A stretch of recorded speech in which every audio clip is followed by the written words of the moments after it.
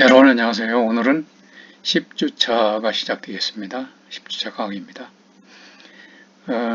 코로나가 소멸되지 않고 이렇게 여러분과 온라인 강의를 계속하니까 좀 안타까운 마음이 많습니다. 서로 얼굴을 보고 이 대면 강의를 해서 생동감 있는 강의가 이루어지기를 바라는데 그렇지 못해서 여러 가지 어려움이 많죠. 여러분들도 어려움이 많을 겁니다. 빨리 조속히 대면 강의가 시작됐으면 좋겠습니다.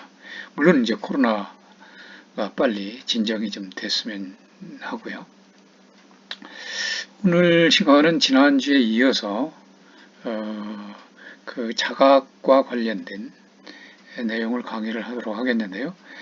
지난주에 이제 여러분들과 함께 그 논의를 했던 강의를 했던 내용이 바로 이제 자각의 목표였습니다. 그렇죠? 자각의 목표는 뭐냐? 자각은 이제 스스로 깨닫는 것이 자각인데 그 목표는 어디에 있느냐? 라는 것이었죠. 그래서 논어 얘기도 했죠. 인간됨은 천명을 자각 안에 있다라는 얘기를 했었고, 그래서 결과적으로 우리가 이 자각하는 목표는 이미 우리 이제 마음 깊은 곳에 들어와 있는 그 힘이 있다라고 그랬죠. 그래서 이제 하늘이 풍부를 해준 힘으로부터 힘에게 이제 알 수 있게끔 하는 그러한 것이 있는데 그것이 바로 이제 그 사명이다. 운명이 아니고 도덕적 사명이다. 그것은 내 몸 깊은 곳에 이미 있는 것이다. 라는 것이고. 그래서 그것을 이제 밝히고, 그게 이제 도를 밝히는 거죠. 그게 이제 구체적으로는 덕인데, 도를 밝히고 나뿐만 아니라 타인, 그리고 모든 만물들을 위해서 그 도를, 명덕을 밝히는 것. 이것이 바로 밝히고 확충시켜 나가는 것. 이것이 바로 나로서, 인간으로서 존재 가치가 되는 것이기도 하지만 그것이 바로 내 자신이 참 사람이 되는 일이다. 이것이 바로 자각의 궁극적인 목표다라고 얘기를 했었습니다. 그래서 이러한 자각을 할 수 있는 주체로서의 존재에 대한 것도 설명을 한 바가 있고, 그런 이 구체적인 이 근거라고 하는 것이 바로 천명이고, 그것이 풍부되어 있기 때문에 내재적으로 그 근거가 되는 것인데, 그것이 바로 덕성이다. 그래서 맹자가 이제 존심양성이라는 말을 했다라고 그랬죠. 그리고 또 이제 그것은 우리가 우리 자신뿐만 아니라 어떤 창조적인 그런 역할을 하는 것이다라는 설명도 함께 했습니다. 그것은 이제 하늘의 역할을 같이 동참하는 그런 의미를 가졌기 때문에 그렇다는 것이죠. 그러면서 함축할 수 있는 말로서 공자가 한 극기복례라는 말도 설명을 한 바가 있습니다. 그렇게 우리 그 자신이 자각의 주체라는 것이고, 또 자각이라고 하는 것은 스스로 깨닫는 건데 마음을 통해서 깨닫는 것이다 라는 설명까지 좀 했었죠. 그렇습니다. 그래서 오늘은 뒤이어서 이 각이라는 의미, 깨달을 각자입니다. 이게 깨달을 각자. 이거는 우리가 현대적인 의미에서 감각적 자각이나 어떤 감각 그런 것과는 좀 다른 의미가 됩니다. 주자가 얘기하기를 이 지, 알지자를 그 일의 당연한 바를 아는 것이다. 이 각이라고 하는 것은 그 이치가 그러한 까닭을 깨닫는 것. 그것이 바로 각이라는 거죠. 그래서 이 각이라는 말은 깨달을 각이라는 이런 말은 우리 주체의 내면에서 일어나는 지식작용 전체를 가리키는 어떤 포괄적인 말이 되는 것입니다. 단순히 깨닫는 것이라는 의미가 아니라 이 만물이나 또는 만사에 있어서 그 일의 그 당연한 바가 무엇이냐라고 하는 것을 안다는 것이죠. 그러니까 즉 이치를 이치가 어디에 있느냐 그런 까닭을 깨닫는 것이다라는 거죠. 그래서 우리가 이런 것을 이제 도식화를 한다면 이 지는 이제 이 알미죠. 알미인데 이 소당연입니다. 즉 소당연이라고 하는 것은 바로 그러한 바, 마땅히 그러한 바를 소당연이라고 하죠. 그래서 이 지의 높고 지극한 상태를 우리는 이제 소당연이라고 합니다. 그래서 이런 각이라는 의미는 이 소이연, 그러한 까닭, 소이연은 바로 그러한 까닭이죠. 이 소당연은 마땅히 그러해야 하는 바, 그리고 소이연은 마땅히 그러한 까닭을 얘기를 하는 겁니다. 그래서 그러한 까닭을 깨닫는 것, 각이다. 따라서 이 각이라고 하는 의미는 우리 주체 내면에서 일어나는 지식작용 전체를 가리킨다. 그렇기 때문에 포괄적인 용어가 되는 것이다.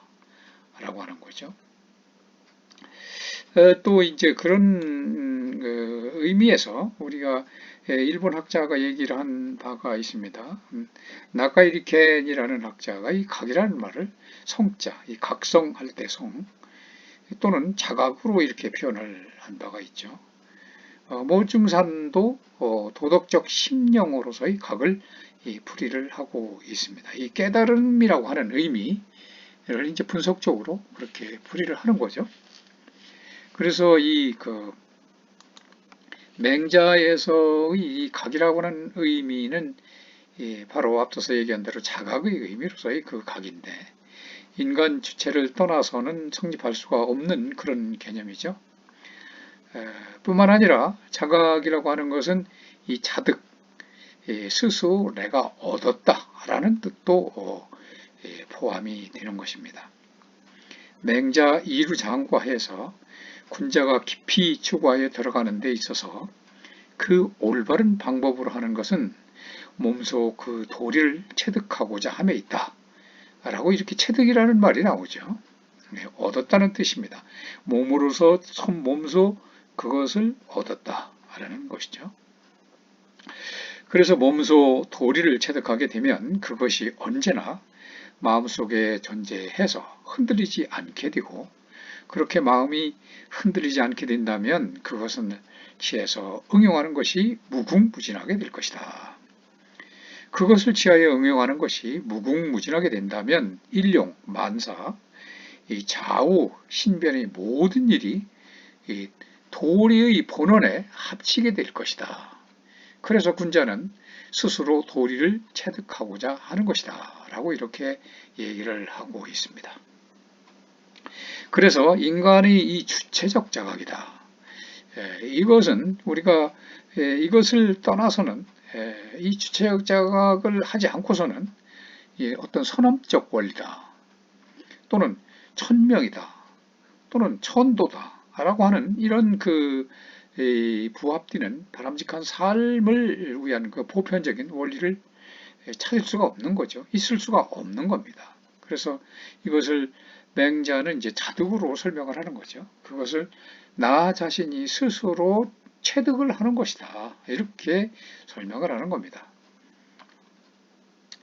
그래서 이를 이제 왕방울 같은 사람들이라든지 그 위에 여러 학자들은 맹자 철학에서 이렇게 얘기를 합니다. 자득을 통하지 않고 스스로 내가 체득을 하지 않고서는 그렇게 해서 인식한 도리라고 하는 것은 단지 그 도리에 대한 개념적인 인식에 불과하기 때문에 결국 추상적이고 객관적인 지식일 수밖에 없다라고 이렇게 말을 하고 있습니다.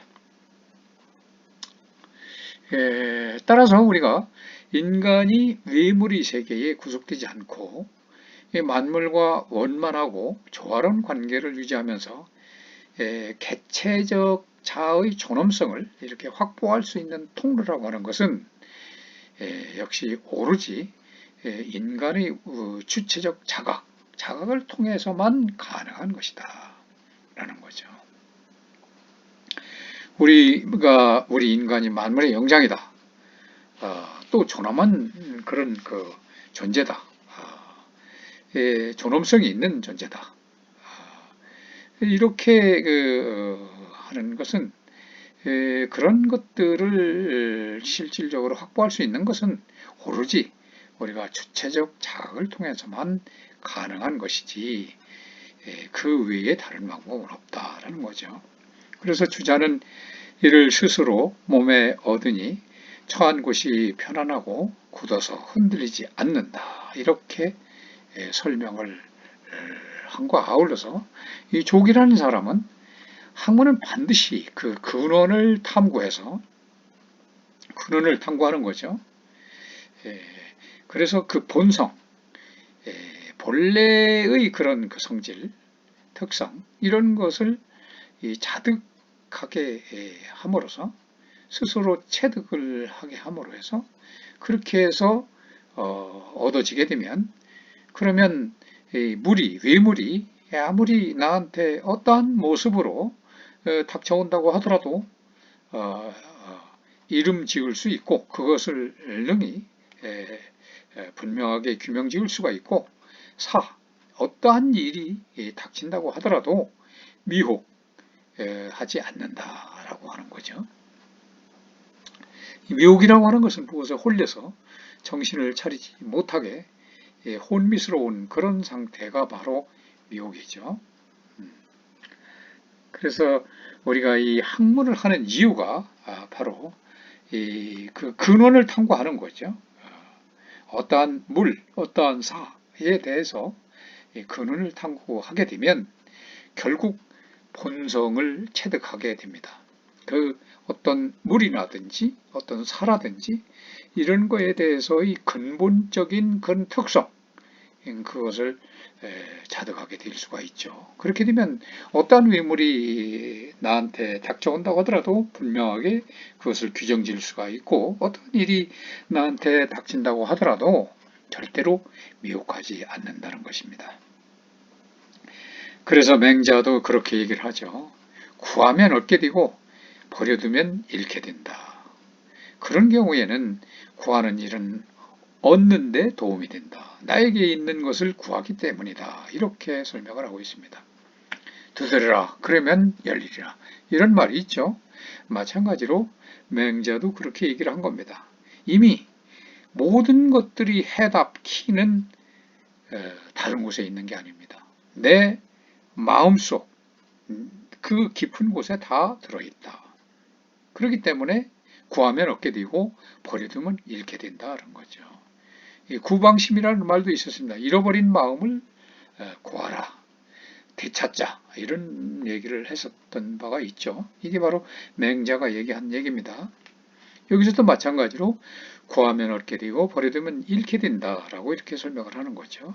그리고 그것은 이미 내 안에 다 들어있다. 그 키, 해답은 마음을 통해서 다 알 수가 있는 것이다. 그 근원을 탐구해서 이 본성을 찾아가기 때문에 그렇다는 거죠. 그래서 이렇게 얘기하는 이 천명을 자각한다는 이런 말은 결국 하늘이 부여한 자기 본성을 자각하는 일이 되는 것이다 라는 겁니다.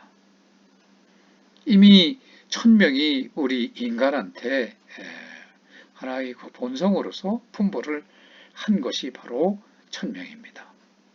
그것이 도고 그것이 바로 근본적으로 구체적으로 덕이죠. 그러한 이 원래적 태어난 자기 본유의 그런 것이 바로 이제 이 본성인데 인간의 기본적인 본성이 되는 것인데 이것을 자각하는 것이 바로 천명을 자각하는 것이다라고 하는 겁니다. 그래서 이 인간은 모든 생각이나 행동에 있어서 나아감과 물러섬, 나아갈 때는 나가는 거고 물러설 때는 반드시 물러서야 되는 것이죠. 돈키호테처럼 무모하게 그렇게 앞뒤를 분별함이 없이 진용과 만용을 혼재하는 그러한 일이 있어서는 안 되기 때문에 나아감과 물러섬을 분명히 하는 것, 그리고 사는 것과 죽는 것, 이 둘을 다 알아서 그야말로 그 올바름을 잃지 않는 일이 바로 이 천명을 자각하는 일이다. 인간이 참 인간이 되는 것이죠. 바로 주역 권괴문헌전에서 얘기를 하고 있는 것입니다. 그래서 이를 통해서 사람은 천하 만물이 각각 고유한 존재 이유를 갖고 있는 것을 알게 되는 겁니다.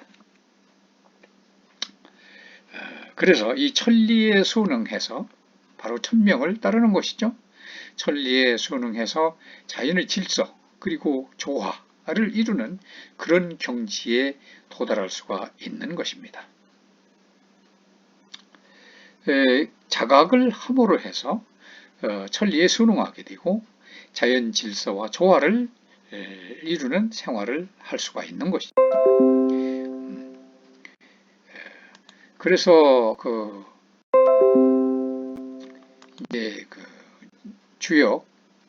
주역에서는 이제 그렇게 얘기를 하죠. 건도가 변화하여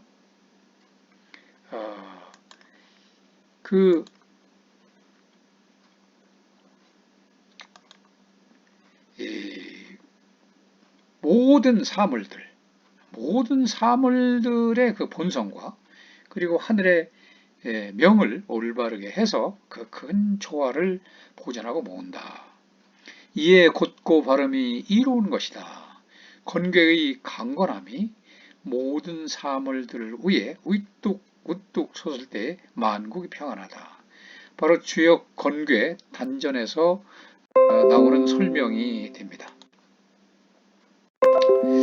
그래서 옛날의 성인들이 이 주역을 만드는 이유, 그것은 바로 우리 인간이 장차 인성과 천명의 이치에 따르기 위함이었다라고 이렇게 얘기를 하면서 바로 그것이 천도를 세워서 그것을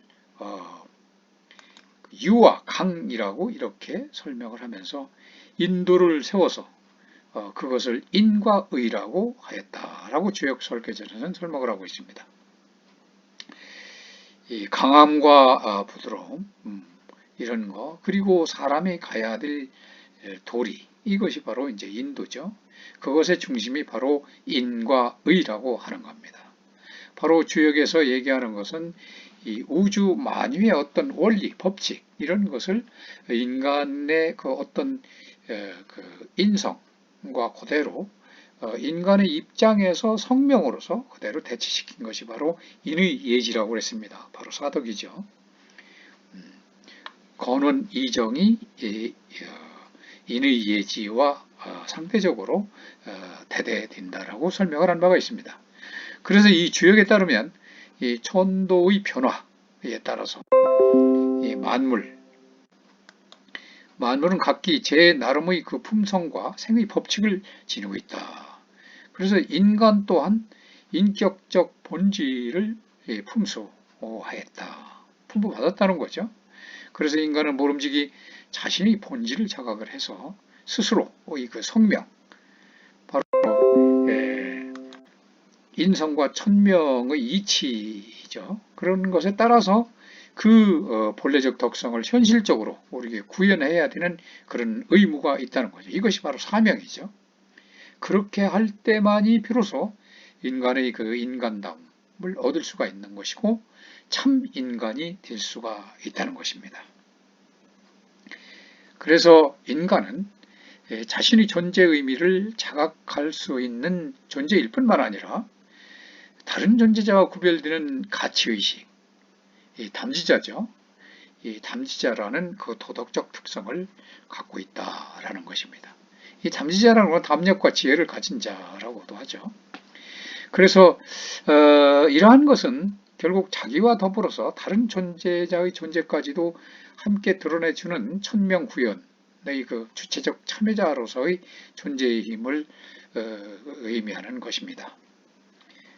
그런데 우리가 인간은 천명의 빛 속에 있고 천명의 빛이라고 하는 것은 그 인간 주체를 통해서 비추게 되는데 그 천명의 빛이라고 하는 것은 인간 주체뿐만 아니라 그와 관계를 맺고 있는 그 세계, 이런 세계에도 밝혀주게 된다는 거죠. 그래서 명덕이라고 하면 밝은 덕을 얘기하는데 명명덕이라고 한다는 것은 명덕, 그 밝은 덕을 환하게 밝혀주는 것이죠. 그 밝혀주는 것이 바로 지금 말씀드린 대로 여러분들이 그, 예, 그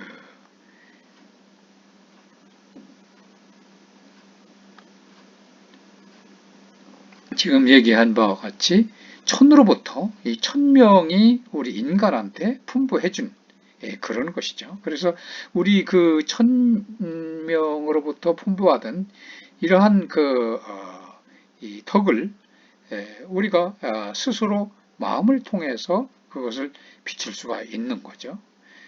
그래서 이 천명의 빛이라고 하는 거 우리 자신이 그 빛을 그 인간 주체에게 비추는 것뿐만 아니라 세계에도 밝히게 되는 거죠. 그러니까 우리 자신이 인간 자신이 주체가 돼서 스스로를 환하게 밝혀주기도 하고 또 다른 존재자도 환하게 밝혀질 수가 있는 그런 존재인 것입니다. 그래서 이제 주역에서는 그런 설명을 이제 하고 있는 거죠. 고가 말하기를 나는 용이 하늘에 있으니 대인을 봄이 이롭다라고 이렇게 한 말이 있습니다. 이것은 무엇을 얘기하는 것이냐? 공자께서 이제 설명을 하시죠. 같은 소리는 서로 응하고 같은 기운은 서로 당긴다. 물은 습한 곳으로 흐르고 불은 메마른 대로 나아간다. 구름은 용을 따르고 바람은 범을 따른다. 성인이 일어남에 만물이 도가 드러나게 되는 것이다. 하늘에 근본한 것은 위와 친하고 땅에 근본한 것은 아래와 친하다. 이로써 사물들은 각각 그 부류를 따르는 것이다. 라고 얘기를 했는데 이것은 바로 천지화욕, 이 자연의 이치를 만들고 이제 기르는 이러한 천지화욕의 그런 공능, 공적과 재능이 바로 이 자각을 하는 인간의 주체적인 참여를 통해서만 가능하다는 거죠. 그러니까 자각을 하지 않으면 그야말로 그 모든 것을 할 수가 없다는 겁니다. 이룰 수가 없다는 거죠. 불가능하다는 겁니다. 그래서 우주 만물의 존재 원리로서의 이 천명, 이치죠. 바로 천명이 우주 만물의 존재 원리이면서 이치입니다. 이러한 천명은 결국 인간의 주체적 자각을 통해서만 알 수가 있는 것이다 이거죠. 뿐만 아니라 그 존재의도 알 수가 있고 가치도 실현될 수가 있는 거다. 어떻게 해서만? 주체적 자각을 통해서만. 천명이 아무리 있다고 한들 우리가 그것을 주체적으로 자각을 하지 않으면 아무 소용이 없는 일이라는 거죠. 모든 우리 자신의 존재조차도 또 이 만물에 대한 그 관계, 이런 그 존재 의미, 가치, 이런 문제도 의미가 없어진다는 겁니다. 그래서 주역개사전에서는 이 성인의 도는 천지와 더불어 같기 때문에 어긋남이 없다. 지혜는 만물에 두루 이치고 그 도는 천하의 인을 구제할 만하다. 곁으로 행하지만 초호도 어긋남이 없고 천명을 알고 기꺼이 따르기 때문에 근심하지 않는다. 거처와 처지에 편안하고 인에 돈독하기에 능히 만물을 사랑할 수가 있다. 이렇게 설명을 하고 있습니다. 그래서 이 천명의 자각이라고 하는 그 의라고 하는 것은 인간의 내적인 근거가 뭐냐? 바로 덕성이라고 그랬죠. 이 덕성의 바탕을 두고 있다는 겁니다. 이것은 천으로부터 근본적으로 풍부받은 것이라고 그랬습니다. 그래서 이 덕성을 바탕으로 해서 자아를 유감없이 발휘할 때 그때 천명과 자아가 완전한 합일 상태에 들어간다라고 이렇게 말할 수 있다는 거죠. 이 본래적 자아, 창조성 그 자체, 이 본래적 자아는 이 창조성 그 자체라고 볼 수가 있죠. 왜? 우리가 창의적인 스스로 자각을 통해서 나 자신을 주체적이고 모든 것들을 내 자신이 그것을 자각을 통해서 가치를 부여하고 깨닫게 되고 존재의와 근거를 확정짓기 때문에 바로 창조성 그 자체라고 할 수가 있습니다. 뿐만 아니라 만물의 그 이치나 이 그 천명이 순리를 따라서 하기 때문에 천지화육에 능동적으로 동참할 수 있는 그런 존재이기 때문에 또한 창조성 그 자체라고도 할 수가 있는 거죠. 그래서 이 천명이라고 하는 것은 언제나 지금 바로 여기 현재죠. 현실 지금 여기 이러한 우리와 함께하는 현실 상황에 항상 존재하는 거죠. 그래서 우리는 그런 말을 하죠. 돈은 언제나 흐르고 있는 것이다. 어느 곳이나 언제나 돈은 흐르고 있는 거죠. 도유행. 그런 자연의 이치입니다. 우리가 천명을 자각하지 못하는 것은 인간의 무지, 물욕, 편견, 고집 등 이런 인욕과 비본래적 요소가 천명을 은폐하고 있기 때문이다 라고 맹자 고자 장구상에서는 설명을 하고 있습니다. 왜 우리가 천명을 자각하지 못하고 있느냐? 바로 우리 그 인간의 무지, 그리고 물욕, 그리고 편견, 그리고 고집이라는 거죠. 이러한 것들이 다 통칭해서 인욕이라고 할 수가 있는데 이런 인욕이 바로 이 천명을 은폐하고 있다. 원래는 그렇지 않죠. 원래는. 그래서 이것은 비본래적인 요소가 되는 거죠. 그래서 유의할 점이 우리가 이 천과 명은 분리되어 있다. 또 별개의 개념이다. 라고 생각하는 경향성이 좀 있습니다만은 그러나 이제 그것은 우리가 지향할 일이죠. 원래 이 명이라고 하는 것은 이 천의 그 구체적인 표현으로 인간이 실천의 도리라고 했습니다. 천명지위성이라는 말 중용해서 그런 말도 했다라고 그랬죠. 천이 명한 것을 그런 성이라고 한다. 인간의 입장에서는 성명이라고 그랬습니다. 그래서 어쨌든 이러한 이 명은 천과 사람을 매개시켜줄 뿐만 아니라 사람을 사람답게 해주고 또한 세계의 완성을 위해서 그것을 실현하게 해주는 가능 근거가 되기도 하는 것입니다. 그래서 명이라고 하는 것은 언제나 우리가 사명으로서 우리 앞에 나타나는 것이죠. 그것은 운명이 아닙니다. 바로 우리가 마땅히 해야 되는 그런 사명이 되는 것입니다. 그래서 공자는 그렇게 얘기를 합니다.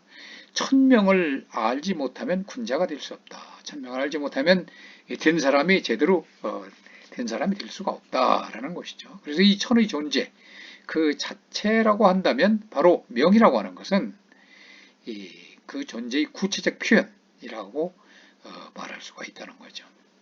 천 하면은 그것은 존재 그 자체 그리고 명 그건 구체적인 어떤 표현이고 모습이라는 거죠. 원래 그 존재 그 자체는 모습이나 형태를 통해서 존재하는 것들로서 현전 우리 눈앞에 나타나 있는 그 현전하는 그런 것이죠. 다른 말로 표현한다면 천은 체이고 명은 용입니다. 체용 이론이죠. 그래서 이제 말하는 그 사람도 이 대동 온 세상이 번영해서 화평하게 되는 대동사이 이 대동을 하는 대동사이를 만드는 것이 이 천이고 또 홀로 행하는 것은 바로 명이다 라고 이렇게 설명을 한 바가 있습니다. 그래서 이러한 천명이라고 하는 것은 우리 인간 자아의 내적 본질인 덕성을 기반으로 해서 이 합의를 하게 되는 것이죠. 그래서 우리는 이를 그 천명의 자각이라고 이렇게 말하는 겁니다. 천명의 자각은 그래서 인간과 다른 어떤 존재자의 삶의 양식을 확연하게 구분짓는 유일한 근거가 되기도 하는 겁니다. 그래서 앞서 얘기한 대로 지금 바로 여기 우리 앞에 현실 상황으로 주어져 있는 이 천명을 자각하기 위해서는 다른 무엇보다도 먼저 무엇을 해야 되냐? 궁리와 진성 그리고 감통에 대한 탐구를 선행을 해야 됩니다. 이 세 가지입니다. 바로 궁리, 그리고 진성, 그리고 감통을 해야 된다는 거죠. 이게 선행 조건이라는 겁니다. 천명을 장하기 위해서 선행 조건이 무엇이냐? 세 가지입니다. 궁리, 진성, 그리고 감통이라는 거죠. 그래서 우리가 이 궁리, 진성, 감통을 탐구하기에 앞서서 이 천명의 명을 이해하고 해석하는 인간의 태도가 중요한데요. 우리 태도에 따라서는 유가 천명사상의 특징이 올바르게 드러날 수도 있는 것이고 그렇지 않을 수도 있기 때문입니다. 더욱이 천명이라고 하는 것은 고정된 속성이 아니기 때문에 명을 이해하고 해석하는 우리 태도, 그 태도가 그만큼 중요한 것이 된다는 것입니다.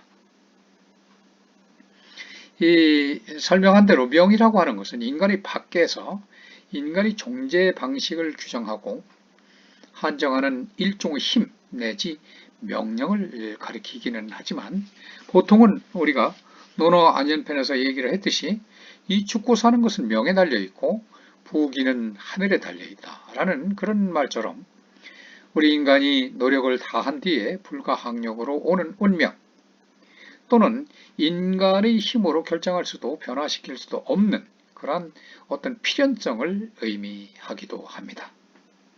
바로 여러분들한테 설명한 바 있는 진인사 대천명, 인간으로서 할 수 있는 모든 일을 다 하고 결국 그에 대한 책임을 내가 또 지고 그리고 대천명, 천명을 기다린다. 인간이 할 수 있는 일은 모든 것은 다 하는 것이죠. 그게 최선을 다하고 성실한 자세죠. 그런 연후에 어찌할 수 없는 불가항력적인 힘, 우리 운명을 결정한다든지 부귀 영화라든지 이런 것은 결국 내가 최선을 다한 다음에 어찌할 수 없는 이 불가항력적인 힘, 마지막 천명을 기다린다는 거죠. 이 우리가 사전적인 의미에서 보는 그 명이라고 하는 말, 이것은 그 령과 입구자로 되어 있습니다. 한문을 이제 분석적으로 풀이하면 그렇게 되어 있죠. 령과 명령할 때 어떤 령을 써야 된다 하는 때 이 령. 대통령이 영이 안 쓰면 안 되죠.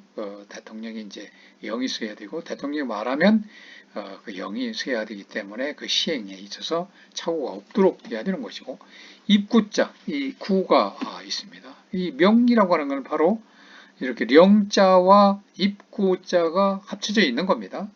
그래서 고대로부터 신과 군주가 구두로 전하는 의향을 사람들이 무릎 꿇고 공손히 받아들여 따른다는 것을 의미하는 그런 문자상의 분석적인 의미가 있습니다. 령, 신이 령을 내리죠. 신이 령에 따라서 그것을 이제 구두로 이렇게 전하는 겁니다. 군주가. 그래서 무릎을 이때는 이제 신이 령을 내리면 무릎을 꿇고 그것을 받들어서 그래서 군주가 만백성들한테 또 이제 명을 내리는 것이죠. 이것이 바로 명자라는 분석적 언어 의미입니다. 그리고 이제 달리 또 이 명자라고 하는 것은 이제 달리 아릴고자 고라는 의미도 있다는 것이죠. 이것이 이제 사전적 의미인데 사신을 보내서 알린다라고 하는 그런 의미를 나타내기도 한다는 것입니다. 그것은 하늘의 근원을 둔 명령이기 때문에 인력으로는 어떻게 할 수 없는 그런 성질을 가지고 있다. 여기서 이 명령의 명관념은 바로 명정, 명으로서의 정했다라는 그런 뜻이 되겠는데요. 그런 뜻으로 전환이 된 것입니다. 명이란 글자의 원래의 의미, 원인은 그 인격적인 천이 부여하는 명령입니다. 유교의 천명사상도 이 원의의 바탕을 두고 있는 것입니다. 그러나 이 복사, 전복을 들여서 거기에 나타나는 그런 설명들, 또 근문에서도 어떤 신의 그 뜻을 듣는다는 그런 의미를 내포한 명자가 바로 명의 뜻으로 쓰이고 있다. 그리고 명자는 아직도 나타나고 있지 않다 하고 노성왕이라는 학자는 그렇게 주장을 한 바가 있죠. 이러한 그 명의라고 하는 것은 이 상나라 때의 그 원시신앙에서 우리가 앞서서 살펴봤듯이 이 원시신앙에 있어서 그 령자와 통용되는 그 신의 명령이라는 그런 의미로 사용을 해왔습니다. 그리고 하은주 그 3대 시대에 걸쳐서도 이 생성과 통치의 양대 직능을 갖는 이 천재 또 상제의 그 직무 명령으로 사용되는 용어로 쓰게 되었습니다.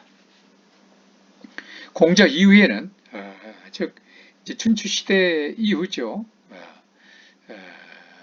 공자 이후에는 그야말로 천명을 부명에 근거해서 천명을 이제 이 풍부하는 명령이다라는 그런 근거해서 주로 정치적인 의미가 이 배제된 어떤 윤리적 사명이나 그 운명 이런 것을 의미하는 걸로 이렇게 이해를 해왔죠.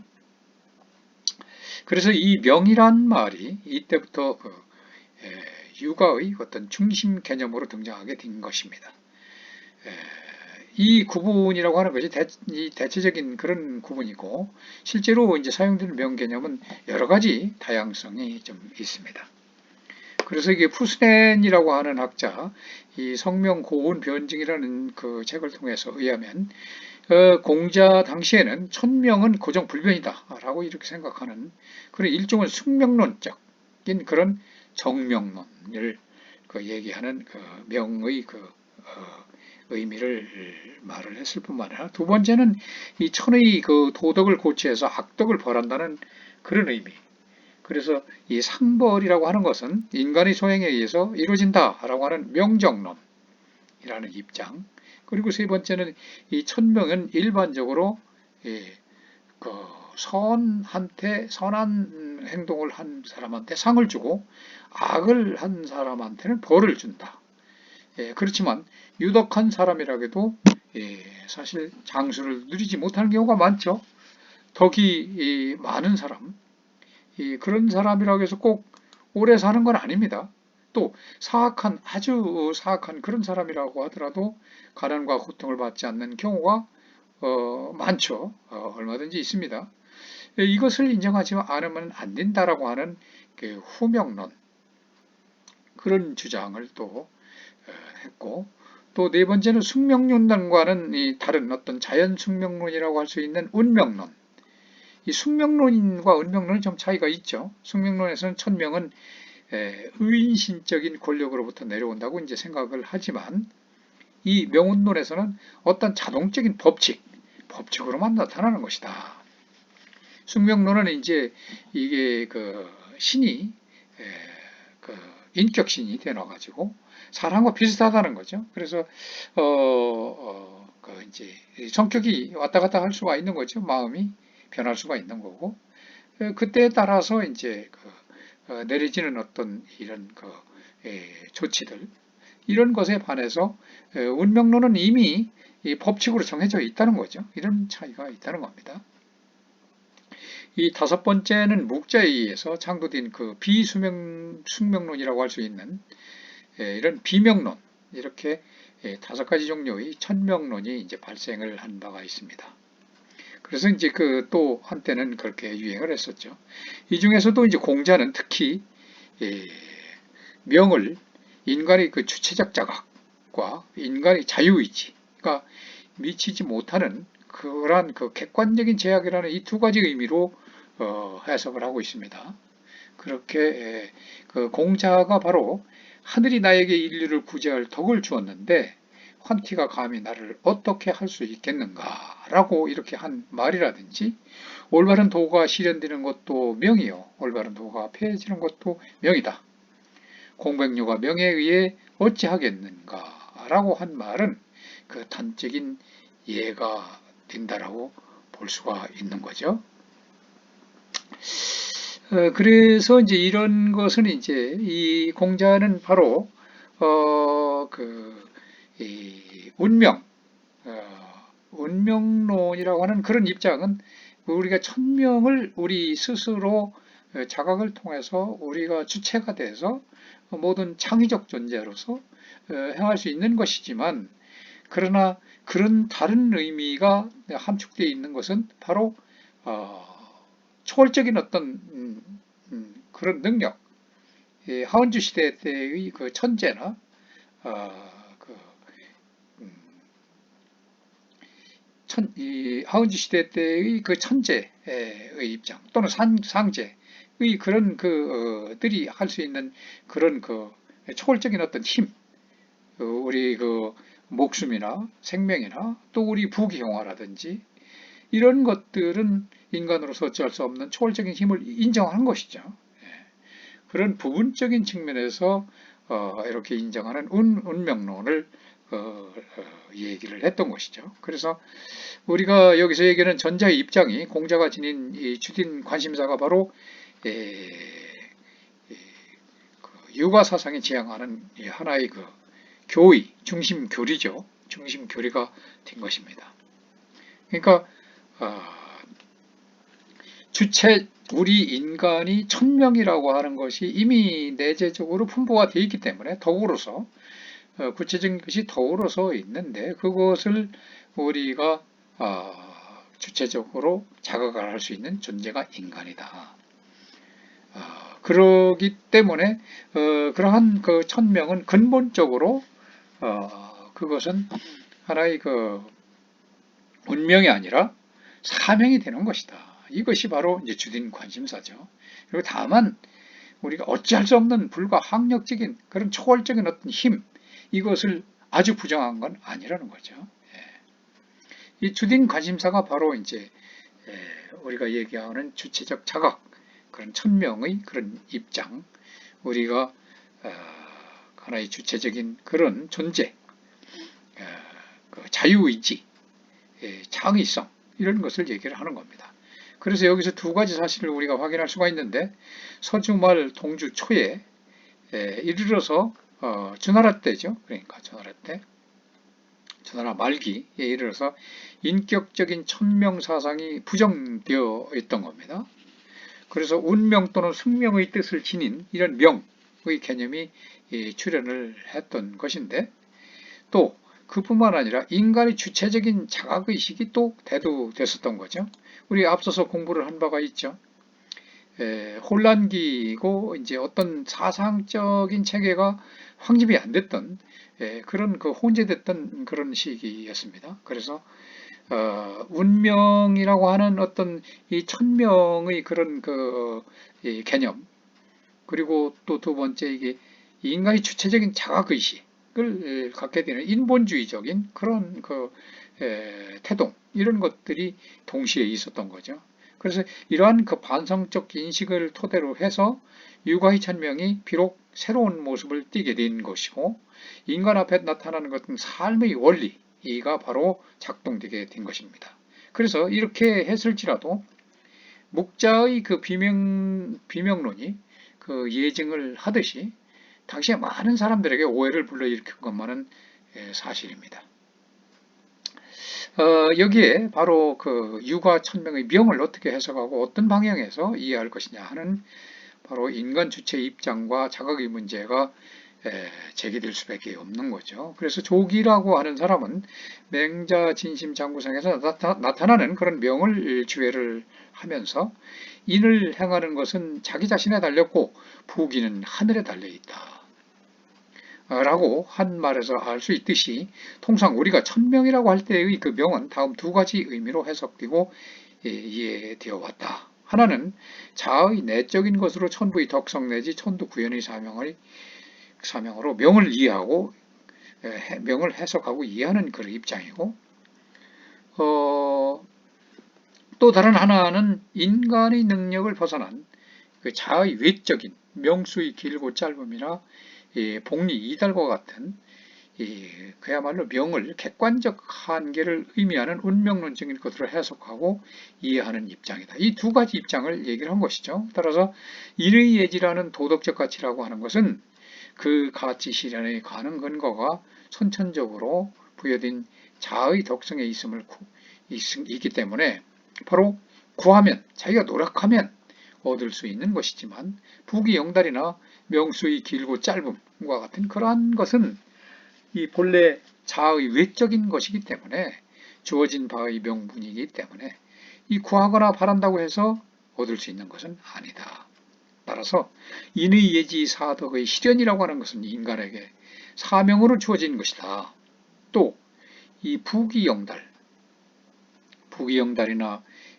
그 오수, 요수의 그 한계 이런 것은 사람의 명이 짧고 길고 하는 이런 것은 사람의 힘으로 통제할 수 없는 것이고 또한 예측하기 어려운 명분으로 인간에게 바로 주어진 것이다. 이 두 가지 측면을 그렇게 설명을 하고 있는 겁니다.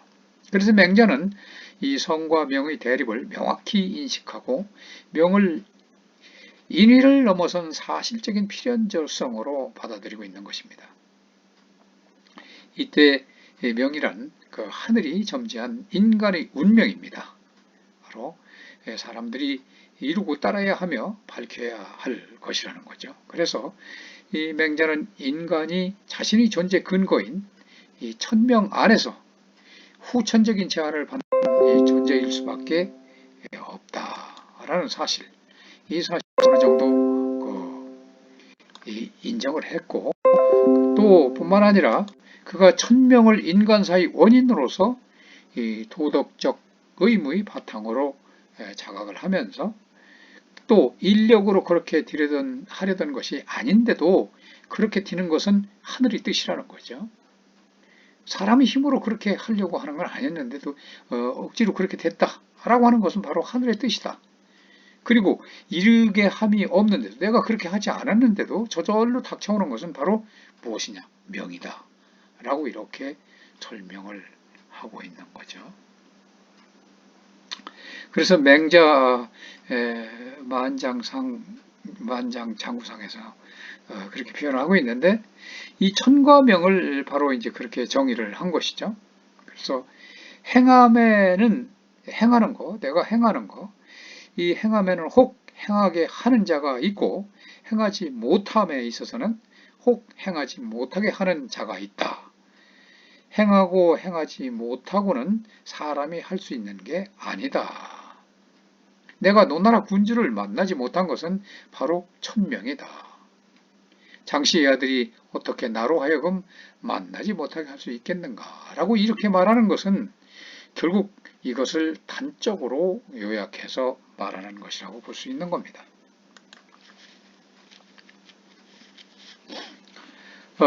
이것에 대해서 공자도 역시 마찬가지죠. 천명에 대한 공자와 맹자의 그 태도가 일관되고 있습니다. 즉, 운명적인 요소가 있고 또 이 사명적인 요소가 있다. 이 천명은 두 가지 요소가 존재하고 있다라고 하는 거죠. 근본적인 것은 우리가 이제 사명적인 요소에 이제 방점을 두고 그 부분에 대해서 강조를 하고 그 학문적 탐구를 하고 그 설파를 하는 것인데 중요한 것은 운명적인 요소를 전부 부인하지 않고 그런 것을 한정적으로 인정을 하고 있다는 거죠. 그것은 공자와 맹자의 태도가 똑같다라는 겁니다. 그래서 우리가 이제 명이라고 하는 것은 그것을 받아들이는 그 입장, 즉 인간의 태도 여하에 따라서 운명이 될 수도 있다. 또 사명이 될 수도 있다는 거죠. 만약 이 명을 갖다가 운명과 사명의 이원적인 것으로 나누어서 이해하고 해석할 때는 인간이 지닌 고유한 능력이나 가능성이 포기되거나 거부될 비극을 자초할 수가 있다는 겁니다. 그렇지만 유가 천명사상의 특성은 그런 데 있지 않고 그야말로 외재적이며 초월적인 명을 주체적 자각을 통해서 내적으로 심화해서 전환시킨 데 있다는 겁니다. 그래서 이 사람의 운명은 선천적으로 정해져 있다고 하는 운명주의 사상이 공명의 공자와 맹자의 명에서는 조금도 찾아볼 수가 없는 거죠. 천명을 따르는 것이 바로 정의에 합치되는 일이다. 따라서 명이라는 어떤 초월적인 존재가 신비롭게 지배한다는 뜻의 운명을 의미하는 것이 아니라 하늘이 나에게 부여한 사명을 뜻하는 것으로 체득되는 것이다. 즉 명이란 당위로 주어져 있는 천명을 자각하고 그 천명을 위해서 헌신해야 된다는 뜻이 내포되어 있다라고 이렇게 주장하는 학자들이 있는 것입니다.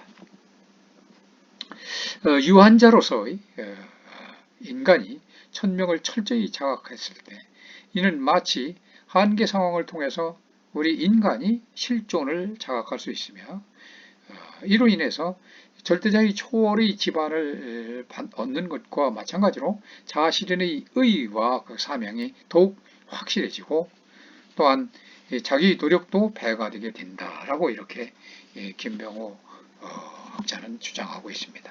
그런 점에서 볼 때 유가 천명 사상에서 이제 말하는 이 천명이라고 하는 것은 자아의 본래적 존재의 근거이면서 또 존재 방식이라고 할 수 있는 것입니다. 천명을 자아의 존재 근거로 볼 때는 명은 또한 자아의 주체적 사명으로 나타나게 되는 것이죠. 이 공자가 50의 천명을 깨달았다. 50이 지천명이라고 논어에서 말하고 있죠. 이렇게 말한 것은 맹자가 얘기하는 명을 아는 자는 위험한 담장 아래에 서지 않는다. 자기 도리를 다하고 죽는 사람은 올바른 명에 죽는 것이다. 이렇게 맹자가 진심장구자상에서 말하고 있습니다. 그래서 이렇게 아주 선명하게 나타나게 되는데 일본의 그 오하마 아키라 학자는 이 천명을 안다는 것은 자연과 역사의 필연성의 근본에 있는 자기 지점과 시점을 알고 자기가 지니고 있어야 할 본래의 모습을 자각하는 것이라고 이렇게 말했고, 리처 허우라는 학자는 천명이라고 하는 것은 사람이 자기 운명을 결정할 권리와 주재할 능력을 지칭하는 것이며 절대로 명에 따르거나 명에 맡기거나 명을 그대로 받아들여야 한다는 의미가 아니다 이렇게 말하고 있습니다. 따라서 이러한 말들은 천명을 자각한다는 것은 곧 자기 자신의 존재 근거에 대한 자각인 동시에 결국 이루어진 본성을 보존하고 또 보존하여 도의문에 들어가는 일이다. 성성존존 도의지문 주역개서상에서 말하고 있죠.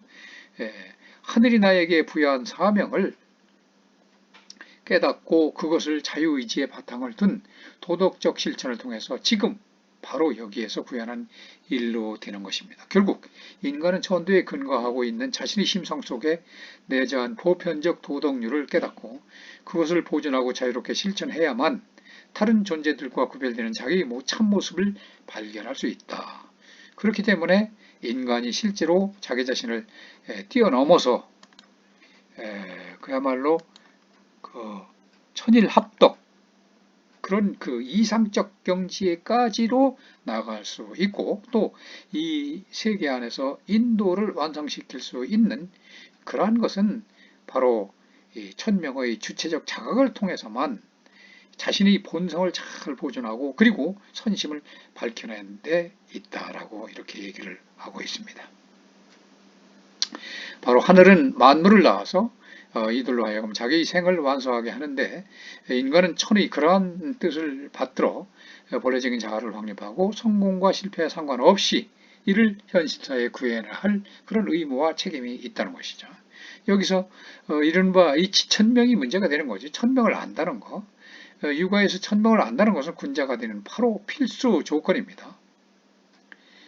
천명을 안다는 것은 그야말로 운명의 영역은 광대하고도 인간의 능력 범위는 제한되어 있음을 인정을 할 것을 인정하고 그 속에서 심성수양과 도덕 실천을 통해서 우리가 하늘이 내려준 일생의 임무를 위해서 자기가 마땅히 해야 할 바를 다하는 것을 의미하는 것입니다. 이때 이 천명이라고 하는 것은 우리 안에 있는 동시에 우리를 초월하는 존재이면서도 모든 이 구별된 실제를 포용하는 그 인간의 삶을 완전히 성취시키는 기반이자 근원자가 된다는 거죠. 또한 이 주역에서 근거해서 볼 때 천명의 천은 바로 태극, 근본 시점이죠. 태극이 되고 명은 그야말로 음양이 되는 것이죠. 그래서 태극 속에 음양이 융합되어 있듯이 이 천명의 명 속에는 인간의 운명적인 요소와 사명적인 요소가 포함되어 있다. 이것이 유가천명 사상의 요체인 것입니다. 그런데 유가천명 사상의 핵심은 이 도덕적 명을 인간의 존재 근거요, 또 존재 방식으로 보았다는 점에 그 특징이 분명하게 드러나죠. 명을 외재적인 법칙성이나 필연성으로 보게 된다면 인간의 자유의지와 창조적 노력은 바로 거부될 수밖에 없습니다. 그리고 명은 또한 신에게 구하고 점을 쳐서 오로지 이 복을 구하는 운명적인 것으로 변질될 수밖에 없는 것입니다. 그래서 인간의 존재 근거이자 존재 법칙으로서 인간이 마땅히 실천해야 할 그런 본래적 가치, 그것이 바로 천명은 이 자아의 내면적인 자각에 의해서 당위적인 사명으로 구체화되는데 인간은 그것을 통해서 세계와 진정으로 만나게 되고 또한 현실을 부단히 생성하는 역동적 생명체로 보게 됩니다. 그렇기 때문에 천명은 현실성이지 어떤 필연성이 아니라는 결론이 도달하게 됩니다. 필연성이라고 하는 것은 인과의 법칙이나 논리적 사유로서 파악될 수 있는 것이지만 현실성이라고 하는 것은 인간의 사유만 가지고는 접근할 수 없는 오직 이 인간이 주체적 자각과 성실한 실천을 통해서만 얻어지는 것이다. 그래서 맹자 진심장구 하에서는 이렇게 얘기합니다. 동작이나 용무며 몸가짐이 예의에 딱딱 들어맞는 것은 훌륭한 덕의 지극함이다. 죽은 사람을 곡하여 슬퍼하는 것은 사한 사람을 위함이 아니다. 덕을 행하고 예법을 어기지 아니하는 것은 관직을 추구해서가 아니다. 언사에 반드시 신용이 있다는 것은 남들에게 나의 행위가 바르다는 것을 알리기 위함이 아니다. 군자는 법도를 행함으로써 천명을 기다릴 뿐이다. 이미 이렇게 살펴본 것 같이 유가 천명 사상 속에서는 외재적이고 어떤 필연적으로서의 그 운명적인 요소가 완전히 배제되어 있지는 않습니다. 왜냐하면 유가도 역시 다른 종교들처럼 중국 상고 이래로 민간 사회에서 민간 신앙으로 전성되어 오던 운명론적인 사고방식의 그 영향을 많이 받아왔기 때문이죠. 그러나 유가는 중국인의 사유일 뿐만 아니라 더 나아가서 동양인의 사유 일반에 내재한 외지적이고 운명론적인 천명의 관념을 자기 주체를 통해서 내적으로 심화시키고 또한 그것을 인간 존재의 근거이자 존재의 법칙으로서의 사명으로 확대 발전시켰던 것이죠. 그래서 오늘은 이제 시간 관계상 1교시 강의는 여기서 마치도록 하겠습니다. 여러분 수고했습니다.